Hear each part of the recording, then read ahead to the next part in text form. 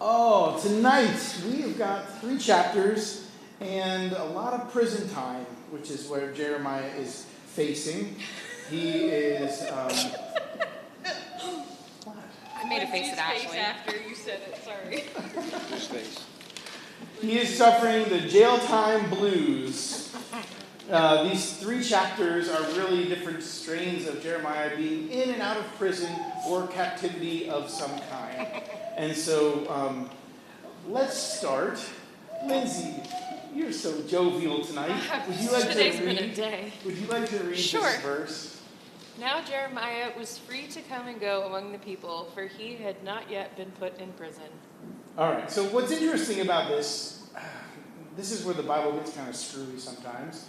Chapter 37, 38, and 39 actually take place, or 37 and 38 take place before chapters 32 to 34. That totally makes sense. I know, right?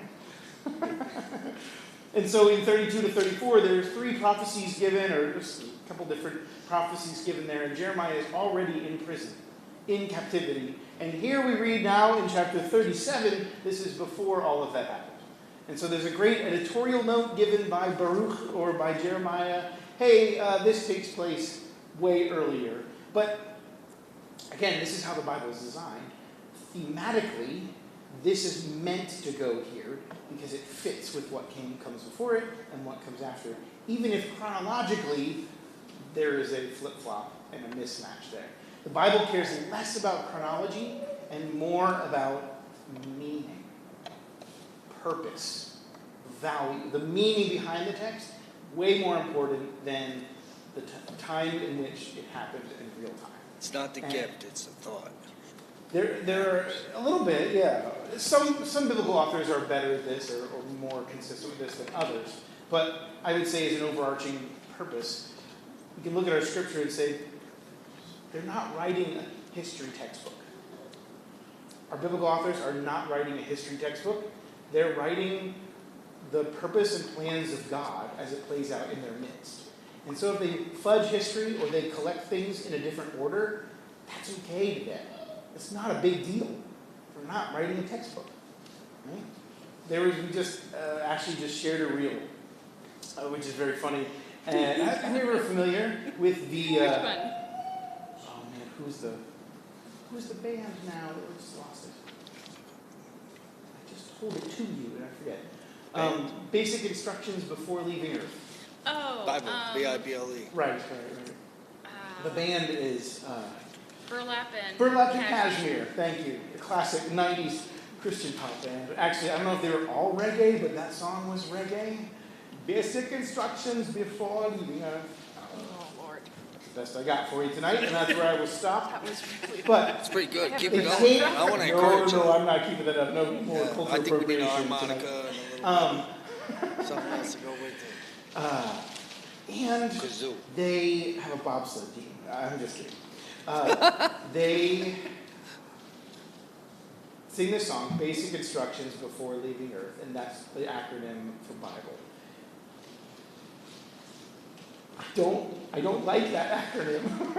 Really? I thought it was Because the great. Bible is so much more than just instructions. Yeah. And leaving Earth isn't the goal. The goal is resurrection here on a new earth, remade in God's likeness. And so for two very significant points, theologically, I don't like it. Right? It's clever and cutesy, and so I think there's some truth there. But theologically, it gives me the shivers a little bit. My point is, the Bible isn't a history book. The Bible isn't basic instructions before leaving Earth. It's a testimony of what God has done and is doing in the cultures that he evidenced himself to, gave his witness to.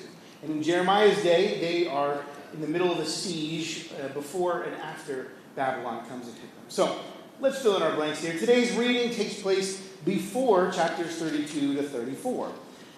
We get backstory, actually, as to how Jeremiah winds up in King, anyone remember? King Zedekiah. Yes, very good, Jeff. Pulled that one out of thin air. Winds up in King Zedekiah's palace prison. He is actually imprisoned 3 separate times in this chapter. And that's not counting the Babylonian invasion. He's actually imprisoned 3 separate times. So, my first question for you tonight. Twice in these 2 chapters, the king requests a private, emphasis on private, audience with Jeremiah. Why do you think that is? Think about what we talked about. Think about the scenario going on the ground there. Why does the king request a private audience with Jeremiah? Jeff? Maybe not to, tarnish his name as, coming after him, so he does it in a private setting. Tarnish whose name? The king's. Okay, in a way. He doesn't want to have a bad image on himself for going after this guy if the public likes him. Okay. Okay, well, you're like halfway there. I think you have the wrong idea, but you're the right idea. It's in the wrong direction. Tracy? He wants to know what he's going to be spouting out to people. Oh, okay, so like reconnaissance, getting the inside scoop on Jeremiah's latest prophecies. Maybe a little bit of that. Lindsay, what were you going to say? Tell him to stop saying bad things about him. No? Not exactly. Jonathan, did you have an idea? Tell him to say good Well, things about him. said he asked him to speak to him in private, so not to embarrass him in front of other people or something, or him and himself. Keep it under. I don't know. Okay, you and Jeff are floating around the right idea. It's Actually, did you have an idea? I thought. Okay. So the king calls Jeremiah before him because the king is embarrassed to have a private conversation with Jeremiah. He doesn't want his advisor to see him talking privately with this prophet. It's almost like a Nicodemus and Jesus scenario. He doesn't want anyone to get the wrong idea because he's actually taking counsel. Normally, Jeremiah is out there in the public square speaking really not negative prophecies, but prophecies of doom and gloom and judgment that is coming for them. And so here he calls him in privately, maybe to see if these prophecies change, if it's just one-on-one. But I think it's more because he doesn't really want to be seen. So publicly, he's denouncing Jeremiah. Publicly, he has him thrown in prison again and again and again. And now 2 different times in these 2 chapters, he calls him privately and says, hey, so what do you really think? Like somewhere deep down, Zedekiah cares about what Jeremiah has to say. But publicly, and the way he treats him, you think he can care less. However, Zedekiah doesn't get any more good news, and so, things don't end any better for Jeremiah. But there's this interesting thing. And then my follow-up question is part of that. In what ways do we allow public opinion to affect our boldness for Christ? What way do we allow public opinion to affect our boldness for Christ? We don't speak out. Okay? We go out public and don't say a word about what he's done in your life. Okay. We might be very open or bubbling over with all of the good things God has done in you, or who he is, or the truth that you know while you're in church. Okay. And then you get into a public setting and zip it a lip, right? We all of a sudden get really shy about the most important thing in our lives. Right? Good. Anyone else? What's another example? I think maybe people get scared in public for fear of reciprocity, jealousy of some people, and Persecution. might want to persecute, try to say something or do something to hinder somebody else with their walk. Oh, they're so happy. Well, try this on for size. Okay, Or all right. you're doing so good. Well, try this on. The fear of persecution is part of it. Maybe you don't want to stand out like a sore thumb or be embarrassed about what you believe. maybe it's also you're afraid of what would happen if we said anything. Jeff? I think part of it, and I've been like this before, part of it is who we are in public versus who we are here. Maybe we're not the same person, so we feel like we can't bring God into public. Okay. Who am I to talk about Jesus when I'm behaving the same way as the world around me? Right? There can be some of that shame that holds us back as well. I think of my high school days, and I don't think fondly of my witness in high school. People knew I was a Christian. I didn't hang out with or do any of the stuff my friends were doing, but also I was not very vocal about my faith. Like they knew I went to youth group on every Wednesday, and I was always at church on Sunday. Things I did were connected to Jesus. By somewhere towards the middle end of my high school career, I knew I was going into ministry, and so like my papers were focused. One of my final senior year projects in our academic enrichment program was on Revelation, which I would hate to go back and see that PowerPoint presentation now. I would be appalled at myself, so many years ago. Don't think Stop! about it. Don't say Sorry, that. okay, yeah. You're younger than me. That was a long time ago. Stop it. But I didn't want to be the buzzkill. I didn't want to speak up and stop what my friends are doing because they were, it seemed like they were having so much fun with what they were doing. And though I wasn't going to do it myself, I didn't want to be the pariah or the buzzkill. Not that I would be persecuted per se. The party poo-poo. Yeah, the party pooper. yeah. I didn't want to be that person. Arnold And so I Schwarzenegger. just didn't speak up about it. If someone had a question for me, God, I was right there. Okay, I knew exactly what to say. That's what it, But I also didn't want to do the buzzkill. that was my thought. We don't have the answers if they have questions. Oh, okay, yeah. And I probably thought I had way more answers than Answers I to the questions that others want to ask that they're curious about. So sometimes, all right, good, Tracy, that insecurity or that lack of feeling like I have all the answers, that keeps us quiet too. Good. And so, not exactly those things, but Zedekiah was feeling some of that as well. And so he pulled Jeremiah in close counsel. I'm like, hey, do you have a different message for me here? There was almost some sincerity. It's the way I feel from it anyway. Almost some sincerity out of it. Okay, you just got to give me something here. Can I get a good prophecy at once? Jeremiah was like, Babylon's going to invade. They're going to destroy the city. If you surrender, you'll be fine. That's the message he's giving again and again and again in these chapters. Let's take not a break, but there's a passage, or there's a figure that pops up in the middle of Jeremiah 38, and then you get kind of the end of his story in 39 here. And I want to talk about Ebed-Melech. Ebed-Melech here. Now, some of the king's councilmen decided in the midst of these chapters, 37 and 38, that Jeremiah needed to be thrown into an old muddy well. That's the context setting up the story that we're going to be reading. Basically, people came to the king. The king said, yeah, do whatever you want to. And they threw him in a muddy well, and it says that he sank deeper and deeper into the mud at the bottom of this deep cistern in the dark down there. All right, let's read Jeremiah 38 now as we see the actions of Ebed-Melech. Somebody want to read? There might be some tricky names in here. A couple. I tried to get most of them out. Anybody? Can I read it off of the television? That's what it says. All right, perfect. So they took Jeremiah and put him into the cistern of the I would say Malkijah. Sure. Malkijah, the king's son, which was in the courtyard of the guard. They lowered Jeremiah by ropes into the cistern. It had no water in it, only mud.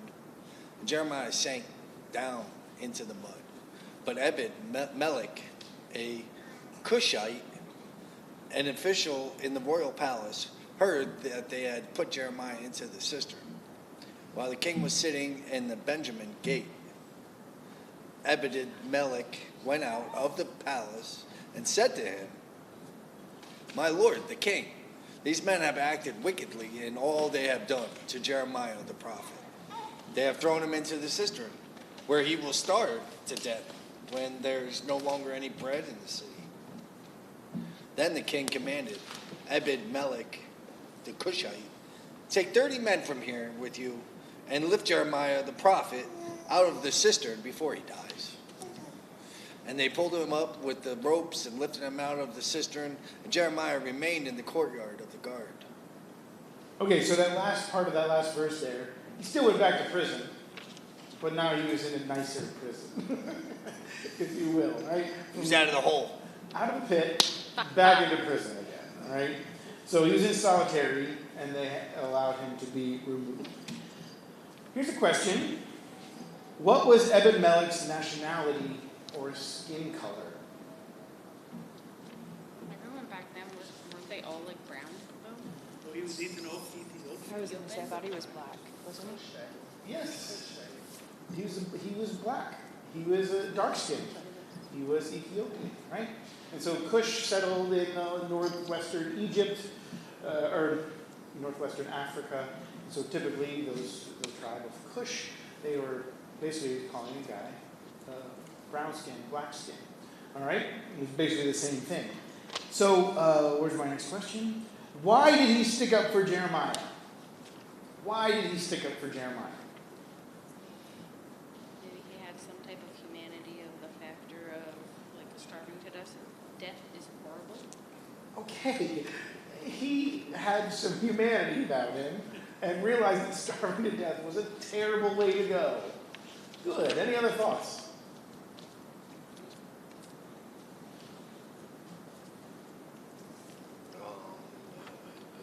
He helps him out, and he help him out. Okay, maybe some reciprocity. Doesn't really appear that way, but perhaps. Well, he stated to him that what they did was wicked, so he knew right from wrong. Good. And that sets up my next question.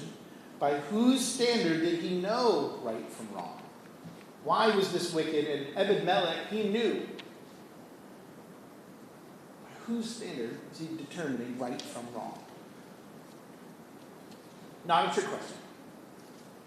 God's standard. God's standard. There you go. That's exactly right. Okay? So it's not explicitly stated in the text. Only that this guy works for the king. He's a high-ranking official. He is dark-skinned. And he sticks up for Jeremiah. And he knew, we don't know how he knew this or what his relationship with the prophet was, but what he called this, his judgment on this judgment or this punishment for Jeremiah was that it is wicked. There is something morally corrupt and wrong about this punishment. And on top of that, like Ashley said, this guy's just going to starve down there. We're running out of bread no matter what. Remember, they're besieged all around the castle. And he's going to starve down there because he's just sitting in mud. It's going to really sap the juices right out of him. It's the way that would work. So let's fill in our blanks here. Ebed-Melech was a dark-skinned man who was sympathetic to Jeremiah's plight. He was a dark-skinned man who was sympathetic to Jeremiah's plight. His godly wisdom saved Jeremiah's life. His godly wisdom saved Jeremiah's life.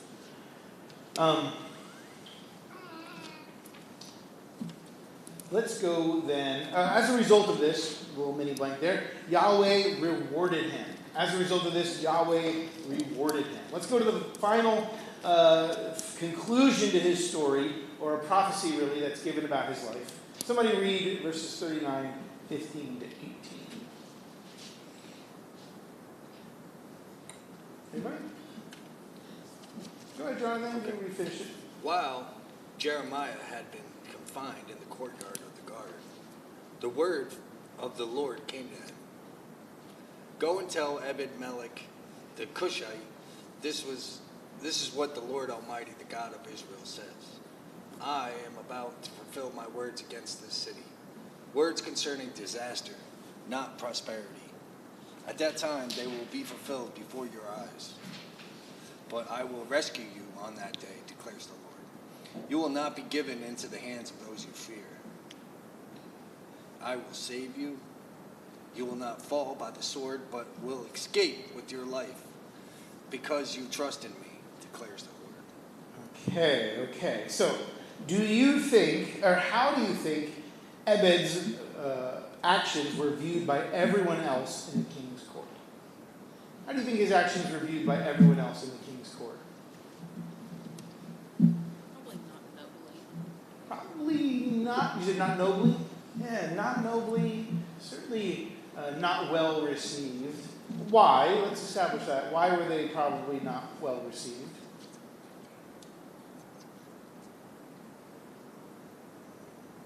Nobody wants to show weakness or mercy.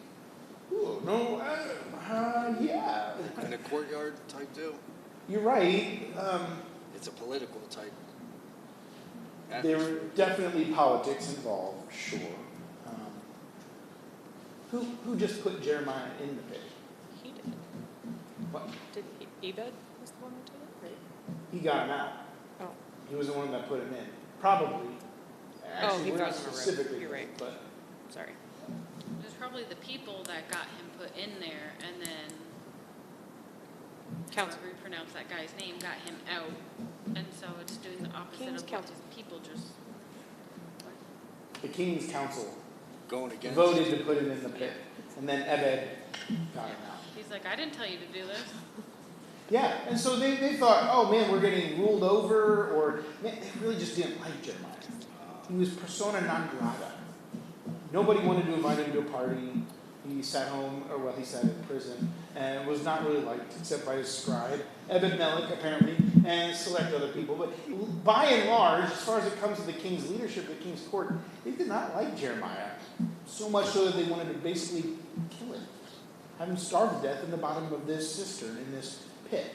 And so, what's interesting here, and actually I'm not sure our passage fully covered this, so my second part of that question was, how do his actions compare to the king's? What you see, and I'm just going to spell this out for you, when the people come to the king and they say to the court's advisors or whatever, hey, we should throw Jeremiah in a pit. This cistern looks like a really good place for Jeremiah. We don't like him at all. Throw him in the bottom of this well. The king says, well, I can't really stop you. Go right ahead. He's just kind of this weakling pushover guy. He's just kind of catering to public opinion. Whereas Ebed-Melech, he stands in the face of everybody else who had just said, yeah, we want Jeremiah down there. And he says, dude, what are you doing? Thankfully, the king, he just folds again. All right, Ebed-Melech. All right, Ebed-Melech, you can go ahead and get him out of there, which was a good thing.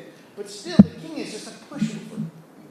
Zedekiah is painted as this weaselly, inconsistent dude who throws fits and his temper tantrums, but then just kind of rolls with whatever the crowd thinks.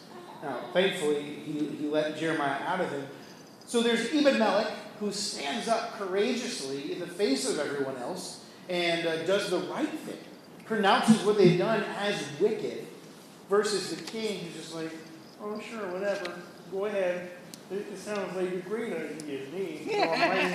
Throw him right in the pit, all right? I love that voice. He's just like this whiny little weasel guy, right? And so there's this great contrast here before this noble person who knows right and does it boldly versus the king who's supposed to be the instrument of God before the people. Now, Babylon put him there, so it's probably not off to a great start to begin with. But he's just shown as this whiny Weasley guy, whereas Ebed-Melech, this dark-skinned regent's official, stood up for what was right and said, yeah, we're going to do the right thing here. This is wicked. And so the lesson for us today, to answer the final question, well, let me ask you, what is the lesson for us today? After I've kind of spelled it out there. What's the lesson? What's the moral of the story? What's that? Okay, be bold about what you believe, specifically about the truth found in our word, right? Go ahead, John. I got it. I think the lesson here for us to learn is not to punish evil with more evil. Elaborate. Because, how are you gonna teach about goodness, God's grace, all this good things, and let the good things come in? If you're gonna be if you're gonna turn around and hurt somebody or discipline somebody, it's not really our place to discipline them. That they should learn their lesson and realize it themselves. It's free will. That's what God gives us, is free will. That's why He doesn't get us for doing wrong. And we need to realize it ourselves and answer it with goodness. Answer with goodness instead of something else. Okay, that's wrong. Shouldn't do that. You suffer this much. I guess that's just what the courts are having. If you suffer this much and think that you paid, learned your lesson, and really been told what has been wrong, what you did wrong. But what did Jeremiah really do wrong? Spoke truth. Yeah, he didn't really do wrong, or he just made up. What were they thinking? That he made this up? That he wasn't a prophet? Or They just didn't like him. Jeremiah was saying what was right, but it was also what was hard. It was a hard truth. It was not a good truth. It was not easy to hear, is what I would say. yes. All truth is good, but it may not be easy to hear. And he was speaking what God said, what God told him to. It's not that he was being a jerk about it. He wasn't just, going off the rails, or he wasn't being a jerk. He didn't have a bad attitude. He was just speaking what that truth was. This is what God gave him to say. The word, the oracle of the Lord, appears in Jeremiah's prophecies more than any other book of the Bible. In fact, it says it a lot. It says it a lot. The word of the Lord came to Jeremiah saying. And so there is this almost even more, if you want to argue for any book of the Bible that has a direct writing down of what God told him and just put it right on paper for other people to hear, although we already discussed that wasn't exactly how it happened, the word of the Lord came to Jeremiah so much more than everyone else. And so Jeremiah was making sure it was clear to everyone else that was listening, this is God talking, this is not just me. And yet, everyone hated him, even though it was God speaking through him. Let's go to the next part. Chapter 19, we get a description of the taking of Jerusalem by Babylon. And our context, so we're going to watch a video here in just a minute, which talks about some of the historical angles, as well as the historical angles, and reiterate some of the things we're reading tonight in Jerusalem about how the fall of Jerusalem went down. So it's a historical perspective, mixing in even some ruins. There is a slight advertisement at the end because it's made by a company and that company wants your support, but it's fine. It's not terrible. So this chapter, this is your fill in the blanks there. This chapter covers the fall of Jerusalem from 588 to 586 BC. Remember, dates go down in the Old Testament instead of up. So, from 588 to 586, Jerusalem was surrounded by armies on all sides. They could not get out. No one could come in. And that's how sieges work. They were starving the people to death. And we'll hear a little bit about what that might have been like in the video. Roll that beautiful bean footage, Jenny. Roll it. Oh, that's right. I was going to roll it. He's just like, oh, hello. Mark it with an A. Put it in the oven for an hour and then me.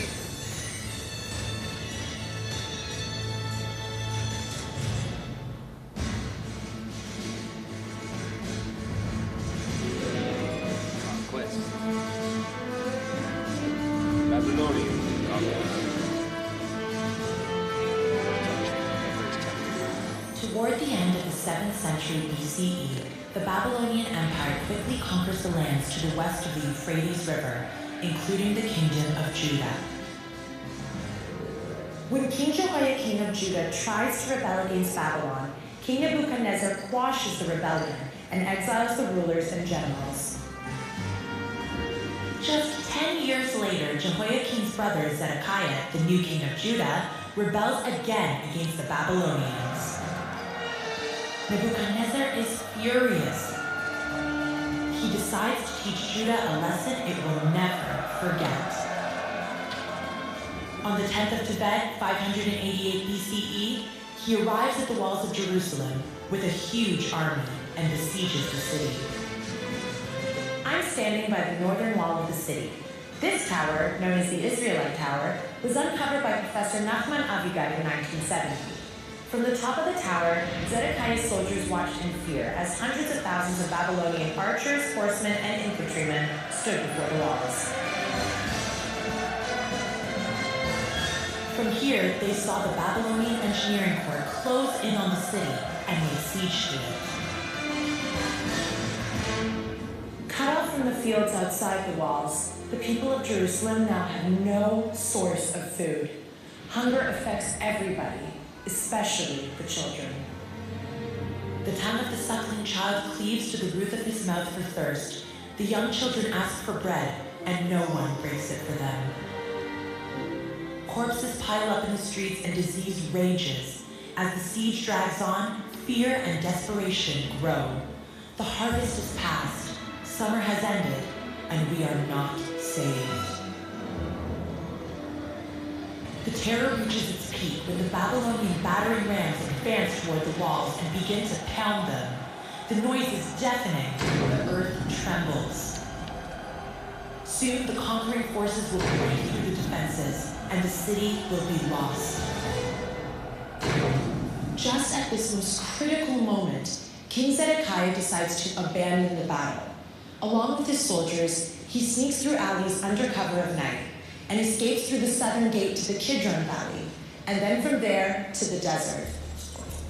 And it came to pass that when King Zedekiah of Judah and all the men of war saw them, they fled and went out of the city by night by way of the king's garden, by the gate between the two walls, and he went out by way of the plain. Zedekiah can't escape his fate. Soon afterwards, on the plains of Jericho, he is caught by the Babylonians and cruelly punished by Nebuchadnezzar. Meanwhile, the Babylonian army increases its pressure on the northern gate. Right here, near the tower adjacent to the city gate, a fierce battle takes place. Babylonian archers shoot thousands of arrows at the Israelite defenders, providing cover for the Babylonian infantry as they charge the city gate. The Israelite defenders fire back with all their might. Beneath the layer of ash here, Professor Nachman Avigai uncovered arrowhead shot by Babylonian archers, right next to Israelite arrowhead shot by Zedekiah's soldiers, in their desperate attempt to repel the enemy. Despite their efforts, the Israelite soldiers, hungry and exhausted, cannot stop the powerful, organized troops spread out before them. On the 9th of Tammuz, 586 BCE, after more than a year and a half under siege, the northern wall is breached, and the Babylonian army bursts into the city. The Babylonian soldiers slaughter the people of the city and wreak destruction everywhere. The cries of pain of the victims, many of them women, children, and the elderly, are heard from every corner. But Jerusalem will suffer its most deadly blow a month later. On the 7th of Av, Nebuzaradan, the Babylonian commander, arrives in Jerusalem and orders it razed to the ground. And in the 5th month, on the 7th day of the month, the 19th year of Nebuchadnezzar, king of Babylon, Nebuzaradan, captain of the guard, a servant of the king of Babylon, came to Jerusalem. And he burned the house of the Lord and the king's house, and all the houses of Jerusalem, every great man's house, he burned with fire. Here in the royal compound in the city of David, among buildings that collapsed in the horrific fire, archaeologist Yigal Shiloh uncovers a thick layer of black ash. It turns out to be the destruction layer of Jerusalem. The diggers' faces are black with the soot and dirt that covered the ruins from the burnt buildings. Excitedly, the excavators unearthed 2,600-year-old buildings, one after another. They also discovered eating utensils, furniture, and seals, all buried under the ash of the Great Fire. In the sweltering summer of 586 BCE, all of Jerusalem is set ablaze.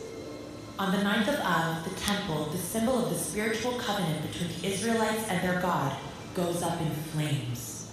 From that terrible day until now, the 9th of Av has been a day of intense mourning for the entire Jewish people. Nebuchadnezzar finishes off the destruction with an act that will ensure that Jerusalem will never rebel again. He raises the city walls to their foundations. Now, their heads bowed, the exiles march to Babylon, carrying musical instruments among their meager possessions. But the melody that played in Jerusalem through countless turbulent days is now silenced.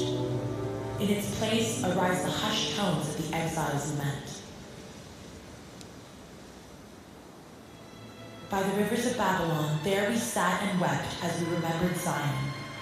On its willows we hung our harps, for there our captors demanded a song of us, and our tormentors demanded mirth, saying, "Sing us one of the songs of Zion." How can we sing the Lord's song on foreign soil?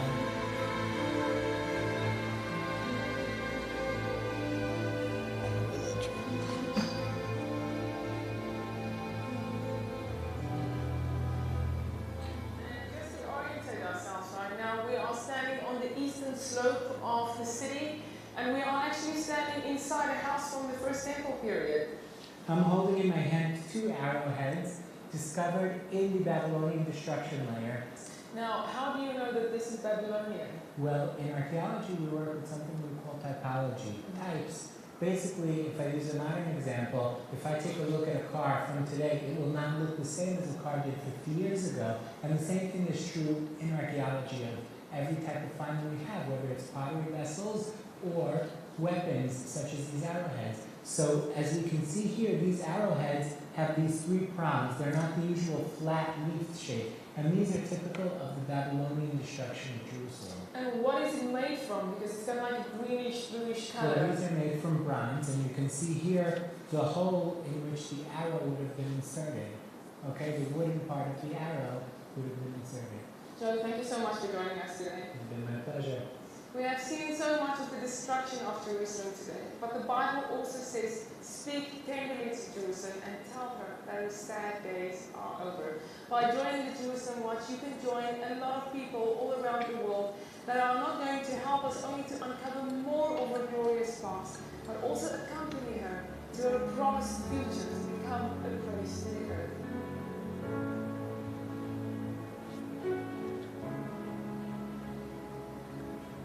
50 years ago.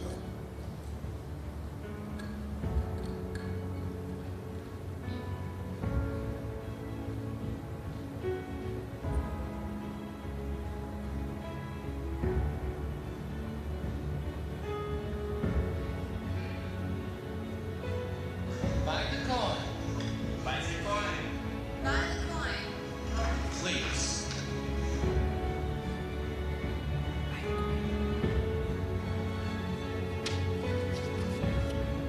Says buy the coin.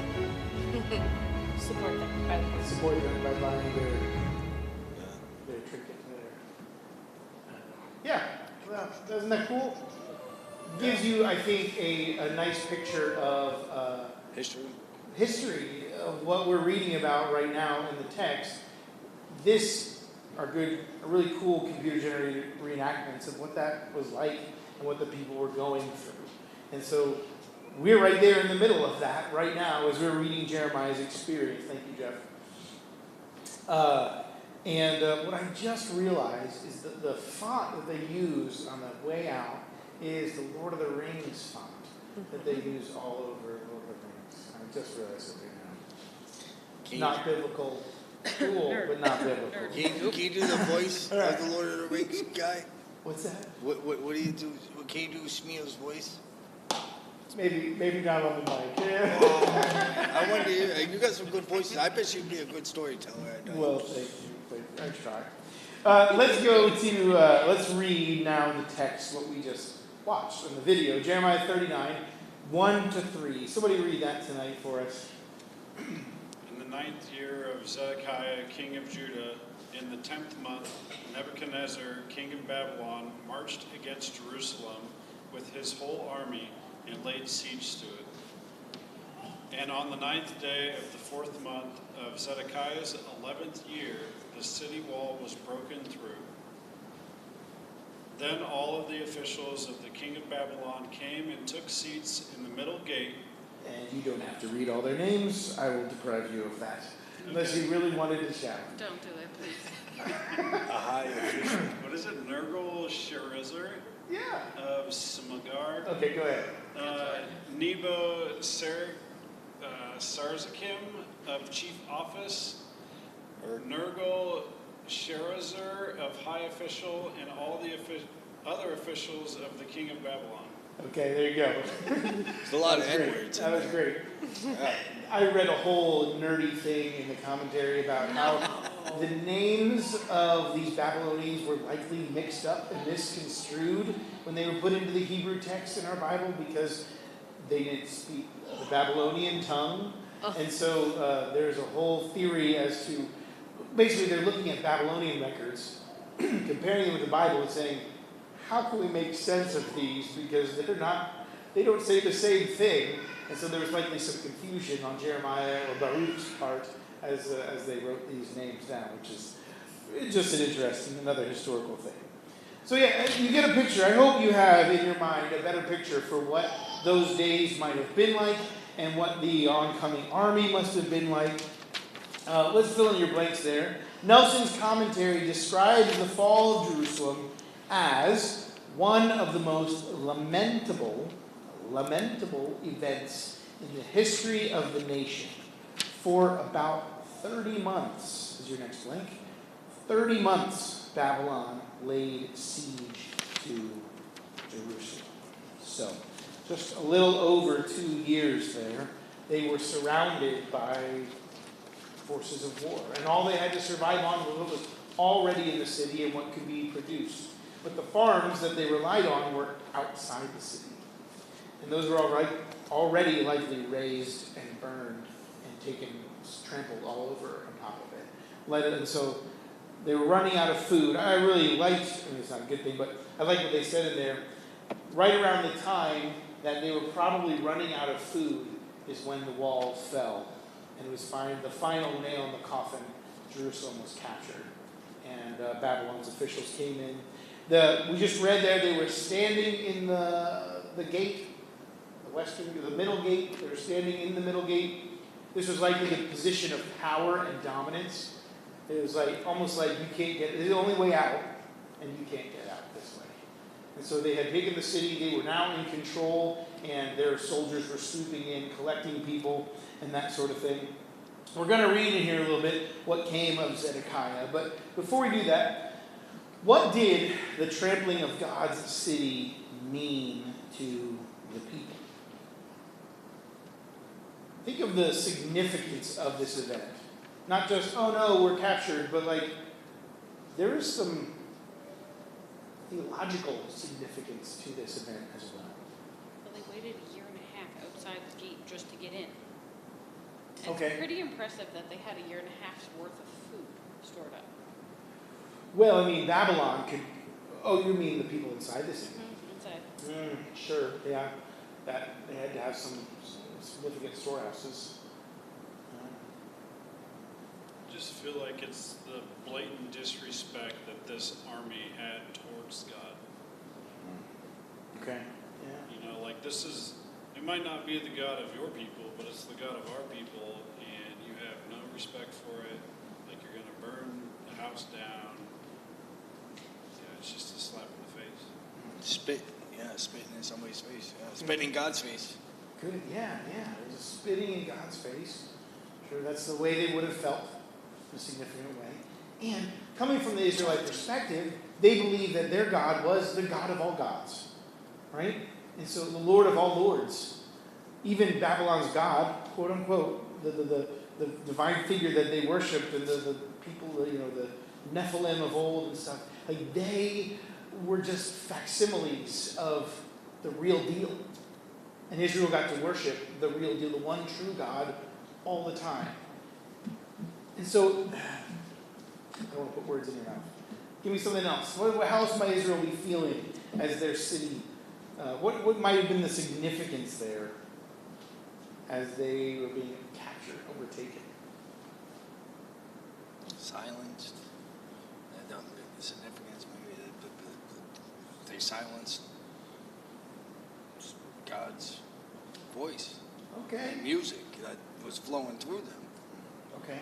They had to hang up their the musical instruments in place of what? Okay. Oh, I did think that was very interesting. Psalm 137, relating to the you can see how it plays into and connects with the whole exile perspective there. So yeah, having Israel, well, that was more of like an awkward juxtaposition. Like play for us music, and Israel's in grief and in mourning because they've just been forced from their homes and now are traveling towards a foreign country. Well, plus they probably lost a lot of their loved ones. Yeah. So why would you want to play music? I just watched my grandfather be murdered, my husband, my child, my whatever. Well, and I think I'm hungry. it was mostly men that were left to keep going. It said that it was elderly women and children that were mostly murdered. So it's all the husbands that are like, okay, go, live your life for the rest of it. Let's see how good your God is to you. And So so, you're done. You have no family. and so the generals there were playing with their mind, playing mind games and heart games with these wounded people, wounded in their hearts and wounded physically, whatever the case may be. And so there's a mental component as well as the physical component and the loss of land. But I think really going on here is this: Canaan was the chosen land, the promised land. This is where God's physical territory was in the world. This is the borders wherein Yahweh, the creator of the world, the one true God, is going to bless and be an example to the rest of the world of his goodness. And now that is being spoiled. That is being razed and burned and collapsed and broken down. And yes, this is, Jeremiah said it again and again and again, this is God's plan because Israel, as judgment and punishment, because Israel has been so wicked. But in that moment, they would have just been so grieved at the fact that God's place, where he lives, if you will, the house that he set up as Israel, is now being taken over, ransacked, killed, hurt, and destroyed in the middle of this. And so the temple, even more so, this was God's home. That's where the center of his presence. The Holy of Holies was the divine hot spot where he was supposed to sit and judge, where heaven touched earth, was the Holy of Holies. And now it too was on flames and being pushed over and destroyed and crumbled up. And there was a big disillusionment that would be happening in these moments for the people on the ground theologically. Their minds would have been questioning things or just, again, grieved in this. And so we get from the prophets, we get from God again and again, this is because of your disobedience and your sin. You were being tested and punished and chastised for all of your disobedience already. There would have still been this thing in Israel where they would have felt like, man, what we knew, or maybe they didn't just have regret. Maybe we should have held this more sacredly. Now that it's gone, now that it's being trampled on, perhaps Yahweh worship seemed like, man, we should have held something so good. And that's why you have the Torah and the Bible being kind of polished off and finished in these exile times. Because they wanted to get back to the roots of what made them Israelites, of what Yahweh worship was all about, right? And so they really, what they had been lax on, they really tightened the screws on. So let's really dig in and examine what documents we have, what stories we remember. They were doing a lot of compilation in this Babylonian exilic period there. They found seals, there, they said they found a bunch of seals. They have pictures of the seals. So apparently they burned some scrolls. In Babylon did? In the video. Yeah. Yeah, I mean, sure. some practices have how to get in touch. I mean, some information, some key knowledge information that they followed that could have been significantly valuable to the future generations to come that got wiped out and burned and obliterated. That's how we lost the Library of Alexandria as well. That's how they fought, right? They wiped civilization from the face of the earth. All history, all remembrance of it, so that no one knew who you were. That's how they conquered. You know what they're trying to do now? At some point, Yeah, there's certainly getting rid of history. tale as old as time. Nothing new under the sun. Beauty and the Beast. That is Beauty and the Beast. Those Yes. oldest. Karaoke night tonight at Crossroad Assembly Bible Study. Well, I love Jennifer. What's her name? The Murder She Wrote lady? Jennifer. Jessica. Yeah. She's got well. That was who.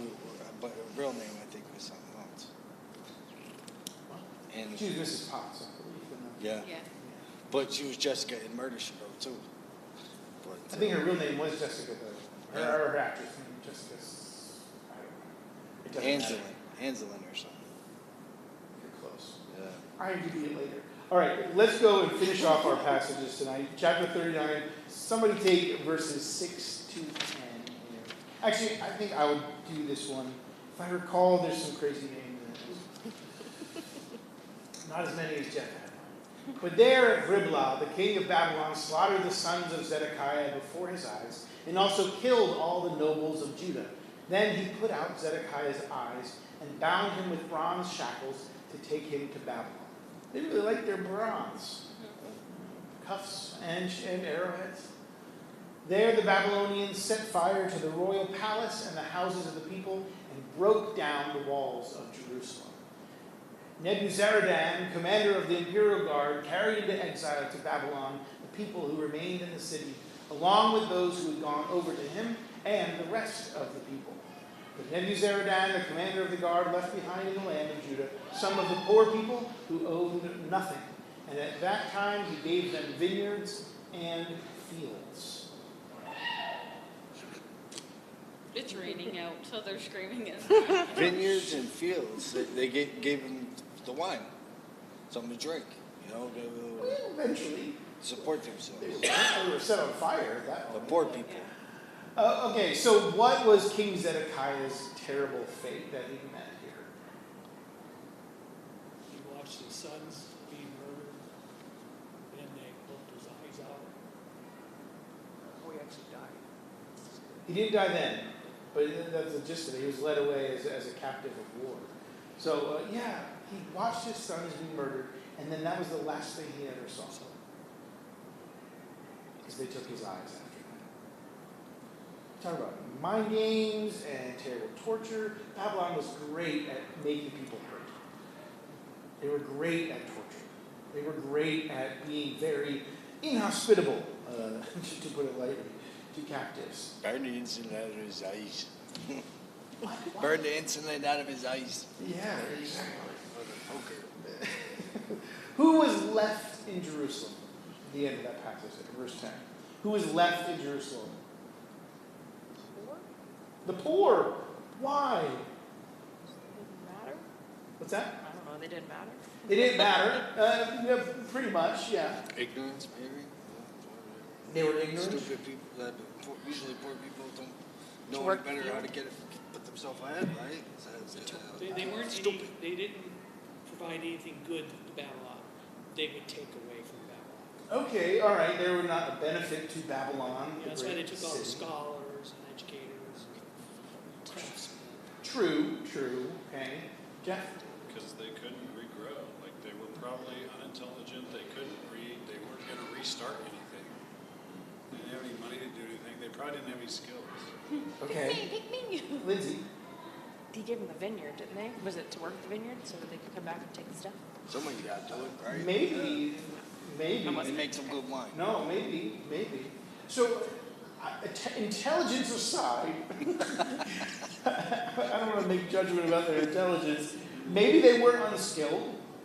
And I just say this because sometimes the most talented farmer fell on hard times, had to sell themselves into slavery, and then they were, by definition, impoverished. They may have had skills, but where you guys are heading with this, they weren't wanted, they weren't prize chattel for the Babylonians, and they probably weren't going to uprise. They weren't going to make a fuss. They weren't going to rally together, band together to take over Babylon or take their city back or anything like that. They weren't going to be a problem. And so I'm not actually sure about the vineyard part, Lindsay.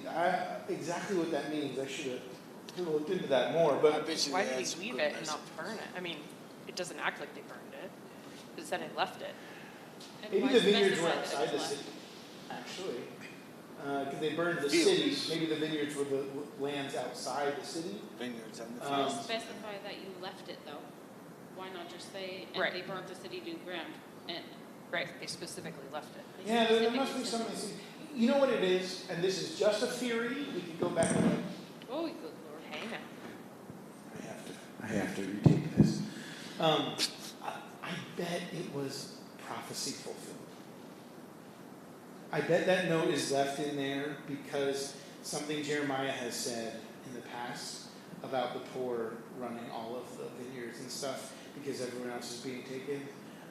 I bet it's in there somewhere. There's still being land there somehow. Yeah, something like that. Like still I working on also the land. think that maybe they were working in the fields prior to, and they knew how to work the lands, like they were You were the still over laborers land. Still useful. of people that actually owned the vineyards and the fields. Yeah, well, my question is, why did Babylon care? Right, they You were know, trying They were to gonna kill come everybody back and take else. stuff. Maybe they were going to come back and take stuff. This is what Lindsay said at first. Yeah, let's look into that. I'll look into that. I'll come back and let you know. Let us circle back Wednesday. We'll circle back next Wednesday. Yeah, that's good. That is a very interesting detail. My guess, just off the top of my head, is that it fulfilled some sort of prophecy that Jeremiah had already communicated, that the poor was going to be the ones running their vineyards because there's no one else left to tend them. Just my guess. Just my guess. Could be something else. Could be different. All right. So this was the sorry state that we leave Jerusalem in today. Jeremiah, just to summarize what we didn't read tonight, but Jeremiah gets arrested trying to go to his hometown and maintain the field that he bought. Remember back when he bought that field? He's trying to go there. This is cool. Oh, man. Don't leave it. Should have read this part. Read it. Well, I'd have to go find it. It's somewhere in 39. Okay. After verse 10. The king, Nebuchadnezzar, actually says Jeremiah gets left alone. How he knows the name Jeremiah, or that there is this unpopular prophet in Jerusalem, I don't really know. But he says, Jeremiah, don't touch him. He can go about his business, do whatever he likes to do. So he was going about his business, doing whatever he likes to do, trying to go back home to Anathoth in this field. And he gets arrested and taken captive and then put under house arrest. This is the fourth time that Jeremiah is put in prison, in a different state of prisonship in this chapter. But there is some sort of blessing and redemption here that Jeremiah and Ebed-Melech are the two people that are doing the best right now. Still not great, but they actually have their freedom and their life during this sad, sorry time in this development. And so we get more prophecies from Jeremiah because his life is preserved and because God saw fit to bless him in this. And I think the big idea there is, when we're faithful to God, though hardship may be all around us, there is a provision, there is providence, there is God's hand on our lives in some way. Jeremiah wasn't exactly like, woohoo, living it up anywhere. Jerusalem was burning. Like, their lands around them were probably not in great shape either from 2 years of siege warfare. You know who was eating all those crops? The soldiers of the Babylonians, okay? they were surviving off of Israel's produce and the land around them. And it's left in shambles. The walls came down. The temple is being destroyed. Things are burning all over. Yet he does have his life. And he does have this little field that he bought. Although he was interrupted from actually getting to the field. But still, there is always hope when we are faithful to God and we are walking in his way and in his life. I think we need to really remember that even as this message, this lesson, these chapters end kind of on a somber note with Jerusalem destroyed. May we be faithful to God. May we maintain right relationship with him as he blesses us and gives us the ability to do so.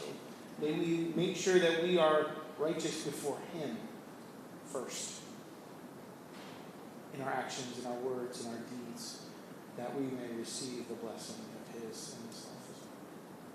Jesus, we thank you. Thank you that you died so that we may even have blessing in our lives. That because of your accursedness, if you will, because of your punishment, because of the lashes that you took, God, we can be set free, we can live whole, we can even, in your Holy Spirit's power, live holy lives, set apart, reserved for your way and your will, Jesus. God, I pray that you would help us to walk out that righteousness on a daily basis, that we can honor you, and that we might see the fruit. Even when things are going wrong around us, that we might see fruit in the midst of disaster. That we might see growth in the midst of that. Jesus, we love you. We thank you. Help us. In your name we pray. Amen. Amen. See you all Sunday. Good night, everyone. God bless. How can you punish people? She dropped like a crayon or something. It's mine. The last 3 months. No, I'm just It was mine. I gave her. just I'll get it.